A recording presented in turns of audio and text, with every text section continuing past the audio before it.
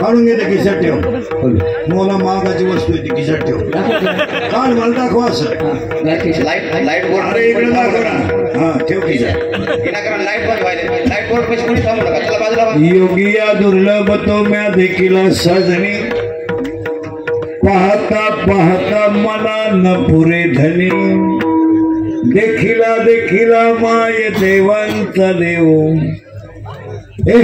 फिटला संदेह निमाले तुझे पण अनंत रूपे अनंत वेसे देखिले म्या त्यासी बाप रखवा देवीवर खून बांधली कशी देखिला देखिला माय देवांचा देव फिटला संदेह निमाले तुझे पण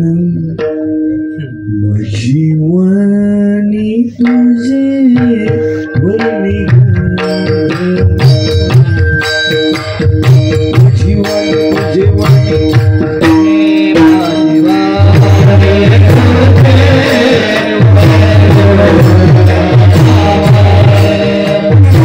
जीवानी तुझे वर्णी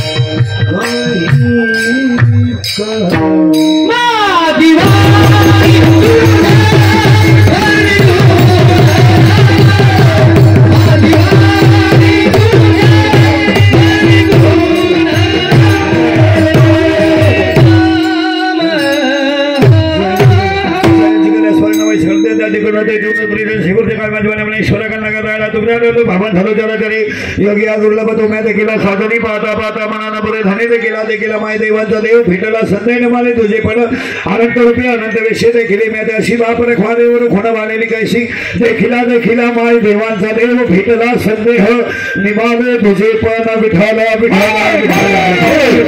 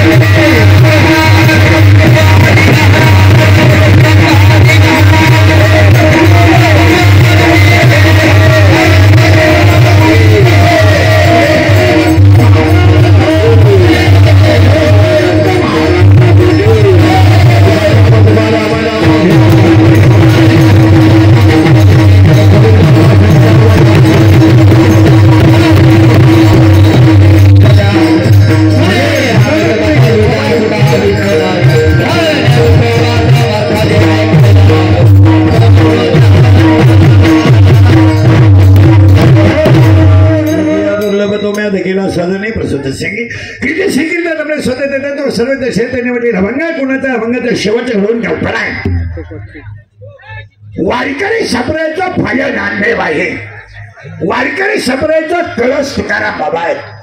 वारकरी संप्रदायाचा विस्तार नामदेव बाबा आहेत. वारकरी संप्रदायाचा खांब नाथ बाबा आहेत आणि वारकरी संप्रदायाची गुरुनिष्ठा निरोपर आहे. शरीरात जसे पंच प्राण आहेत, पृथ्वीमध्ये जशी पंचमहाभूते आहेत, तसे हे 5 संत संप्रदायाचा प्राण आहे.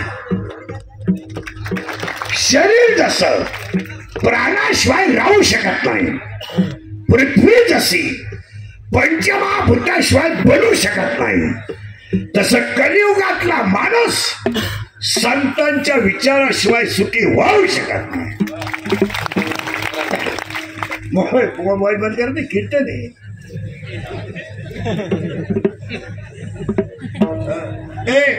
सुखी होऊ शकत नाही. त्याला कारण 12व्या अध्यायात असं म्हणणं आहे, कोई बारीक आहे का, अभ्यासापेक्षा श्रेष्ठ ज्ञान आहे, पण ज्ञानापेक्षाही श्रेष्ठ देवाचं ध्यान आहे. इथं त्रिपुटी आहे. अभ्यास केला तर ज्ञान आहे आणि ज्ञान आलं तर ध्यान आहे. पुन्हा उलट आहे इथं, ज्ञान आलं तर ध्यान आहे, पुन्हा उलट आहे. त्याला रियाज केला तर पक्वाद आहे, प्रॅक्टिस केली तर गायन आहे, पुस्तक उचललं तर कीर्तन आहे, नम्रता ठेवली तर लक्ष्मी आहे, लिंटा ठेवली तर व्यापार आहे, कष्ट केले तर भाकर आहे, व्यायाम केला तर पैलवान आहे.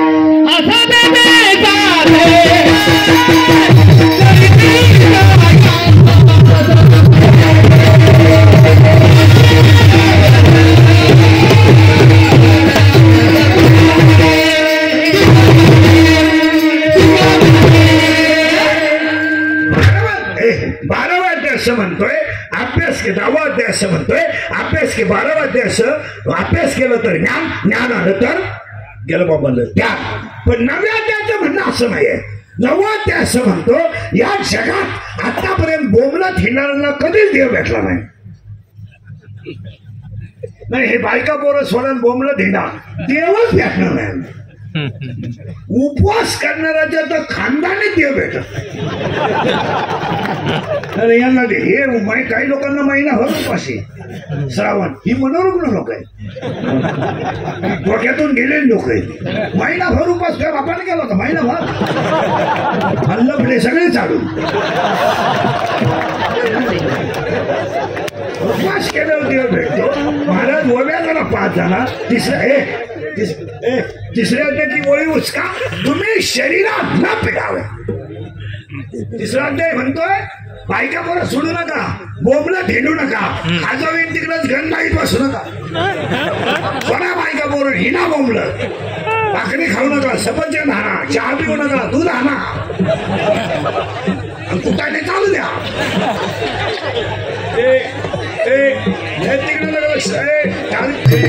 आपण जरा सुरुवात करते. थोडी लिंक तोडू नका, मजा राहत नाही. कीर्तनाला एकदा करंट लागला ना त्याला विक्षेप चालत, विक्षेप नाही चालत. चला थोडं माग. 9वा ते असं म्हणतो चांगलं वागा हाच देव आहे. बस काहीच नाही. जगातल्या एकाही ग्रंथाने तुम्हाला असं सांगितलं नाही का हिंडा बोंबलं. सगळ्या ग्रंथांनी एवढंच सांगितलंय. 1 भजन करा, 2 नीतीनं जगा, 3 चांगलं वागा, 4 गायची आईची काळ्या आईची सेवा करा आणि 5 शरीर एकदाच मिळणार आहे, वापर चांगला करा. तुम्ही रामायण ऐकून करणार काय? काय करणार? रामायण ऐकून येतो शितेवर धावतो म्हणजे तू दसराच करताय. आचरण म्हणजे रामायण. रामायणाचा मूळ अर्थ असा आहे आचरण म्हणजे रामायण. राम भागवत ऐकून तुम्ही करणार काय? काय करणार? चांगलं वागा हाच देव आहे.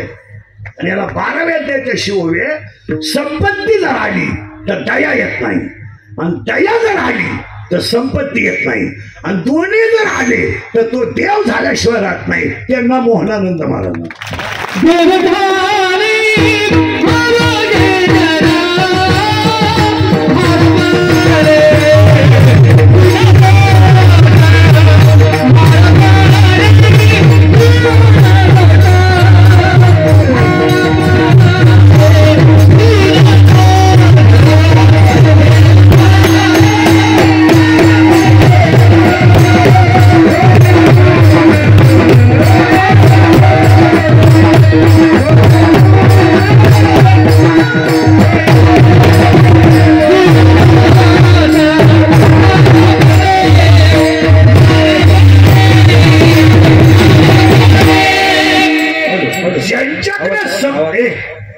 ज्यांच्याकडे संपत्ती आहे आणि दया आहे त्यांच्या पुण्यतिथीत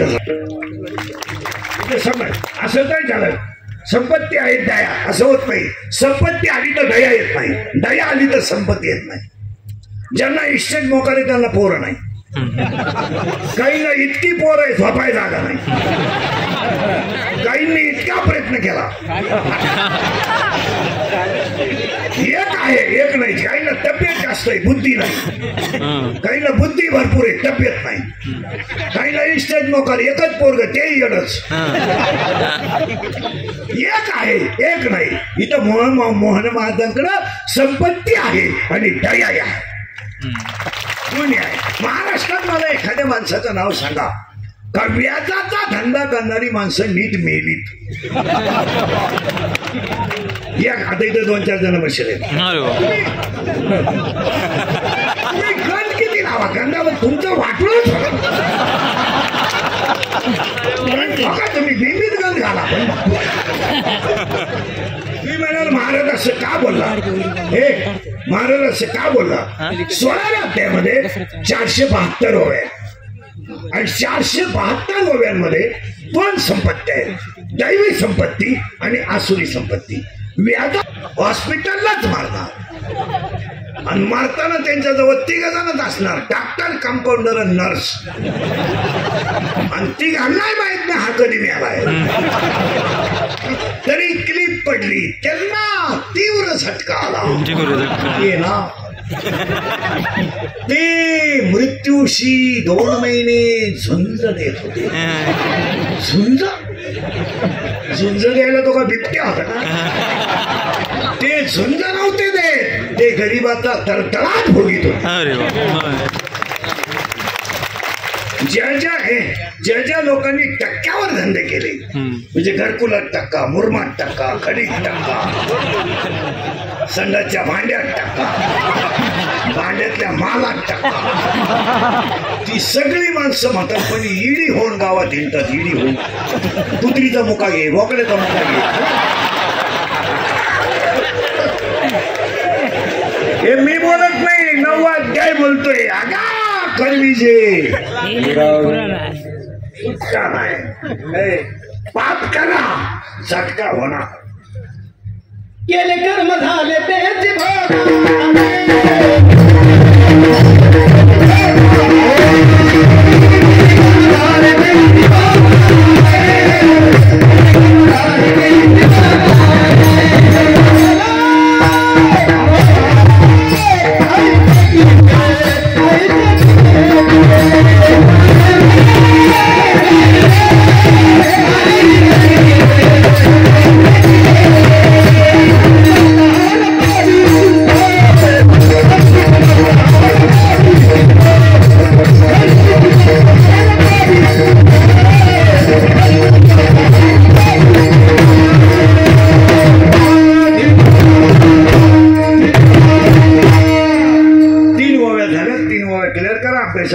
ज्ञान, ज्ञानाविषयक ध्यान. संपत्ती आली तर दया येत नाही, दया आली तर संपत्ती येत नाही. आणि दोन्ही जर आले तर तो देव झाल्याशिवाय.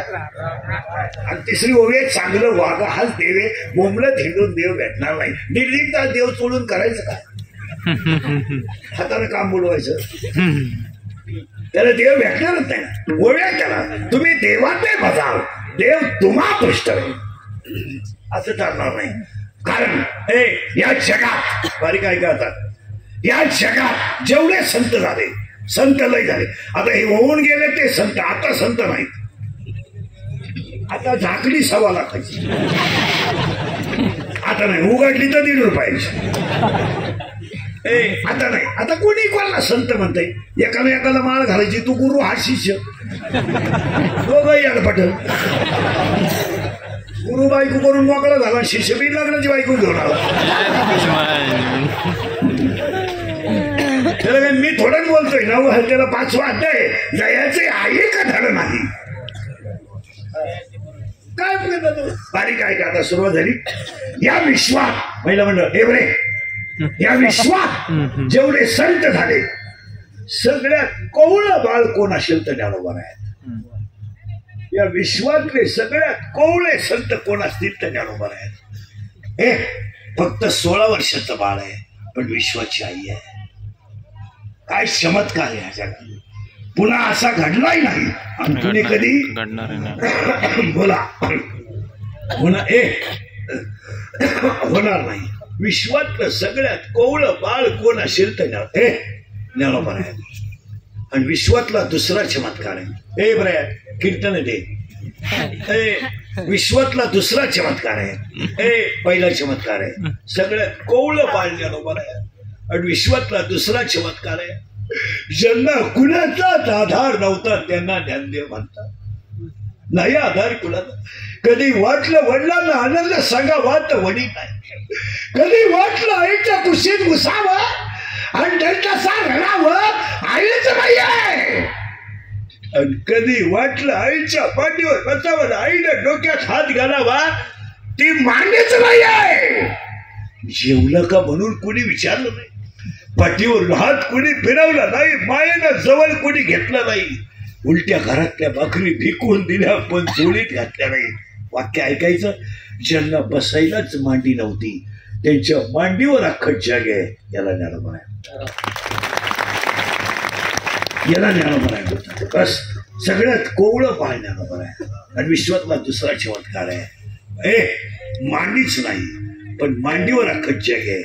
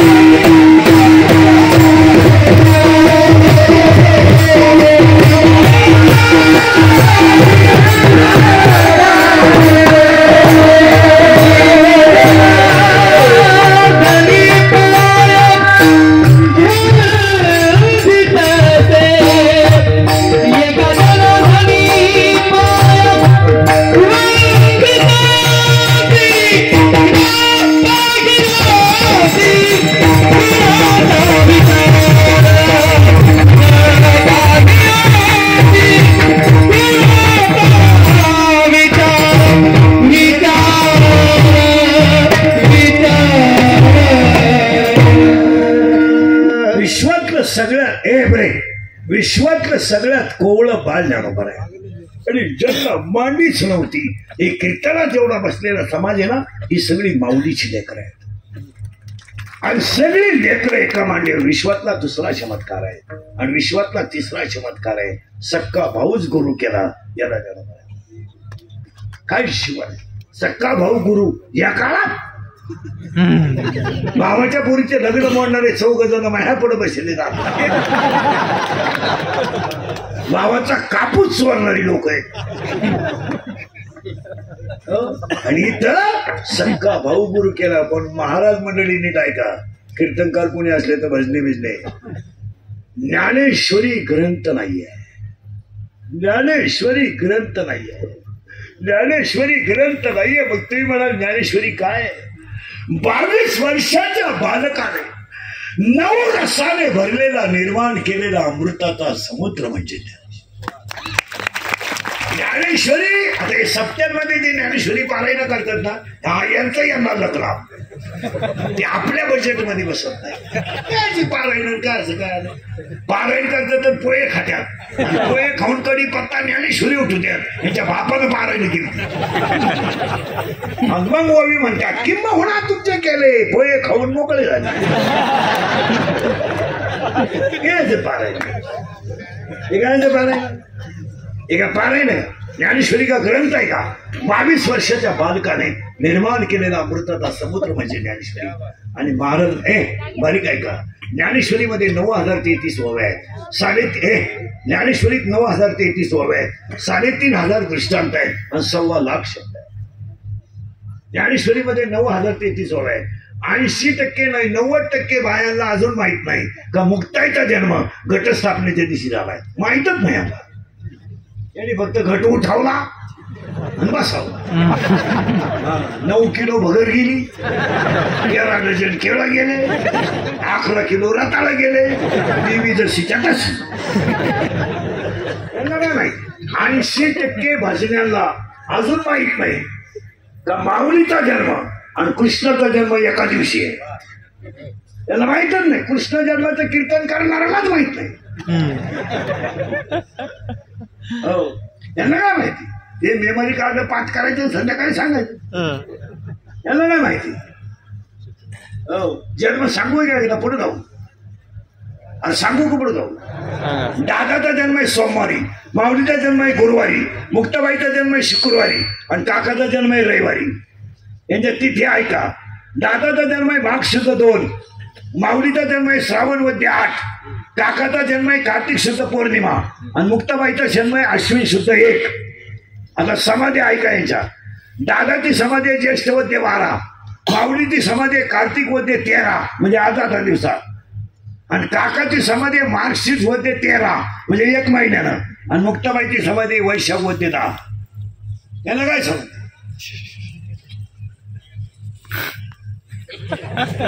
ज्ञानेश्वरीत 9,033 ओव्या आहेत, 3,500 दृष्टांत आहेत आणि 1,15,00,000 शब्द आहेत. त्या ज्ञानेश्वरीमध्ये 2च शब्द खालचे आहेत थोडे. एक शब्द आहे मूर्ख आणि एक शब्द आहे गावंडेगा. हे 2च शब्द आहेत. पहिल्या अध्यायामध्ये मूर्ख शब्द आहे, 3ऱ्या अध्यायामध्ये मूर्ख शब्द आहे, 16व्या अध्यायामध्ये गावंडेगा शब्द आहे आणि 18व्या अध्यायामध्ये गावंडेगा शब्द आहे. ज्ञानेश्वरीत एकच शब्द घालता नाही. गाथ्यात तसं नाही. गाथ्यात 680 शिव्या आहेत. ज्याला नवीन कीर्तनकार व्हायचा असेल ना, कोणाला लई किडा असेल बाबा व्हायचा, लई पैसे मिळत वा बाबा, तर त्याला आपलं चॅलेंज आहे. फक्त तुकोबरायची 1 शिवी कीर्तनात सांगायची बस. 1.5 तासात नाही तो मर्डर झाला तर मग भेटा. तुकाराम महाराजांची 1 शिवी जर कीर्तन सांगितली खुनाच त्याचा, ते त्याचं शेवटचं कीर्तन. मी 680 शिव्या लिहून ठेवल्या. त्या सांगायच्या आहेत पण जायच्या आदल्या दिवशी. उद्या जायचं तर आदल्या दिवशी सांगून टाकायचं. एकाने मला प्रश्न विचारला, ज्ञानेश्वरी शिव्या नाही गाथ्या शिव्या का? त्याचं उत्तर असं आहे, ज्ञानेश्वरीचा अधिकारी वेगळा आहे आणि गाथ्याचा अधिकारी वेगळा आहे. ज्ञानेश्वरी हा विद्वानाचा विषय आहे. ज्ञानेश्वरी कोणी उठलं नाही, बाबाच गेले ज्ञानेश्वरी येते. हो, गाथा वेगळा आहे, ज्ञानेश्वरी वेगळी आहे. गाथ्याचा अधिकारी वेगळा आहे, ज्ञानेश्वरीचा अधिकारी वेगळा आहे. त्याला 18व्या शब्द आलाय इष्ट अनिष्ट इष्ट इष्ट. इष्ट अनिष्ट आणि इष्ट इष्ट. ज्ञानेश्वरी कोणी वाचू शकत नाही. 2-2 तास कीर्तन करतात लोक, ज्ञानेश्वरीची ओवी सुद्धा तोंडात येत नाही. तुम्ही या भागवत कथा आहे का? भागवत कथा 18,000 श्लोक आहे भागवतात, 18,000. पण मी म्हणतो 8 दिवसात निदान 18 श्लोक यायला पाहिजे का? ते येतात नाही. एकच श्लोक आहे, सच्चिदानंद रूप आहे. मला एकानं परदेशी प्रश्न विचारला, भागवत कथा मध्ये श्लोक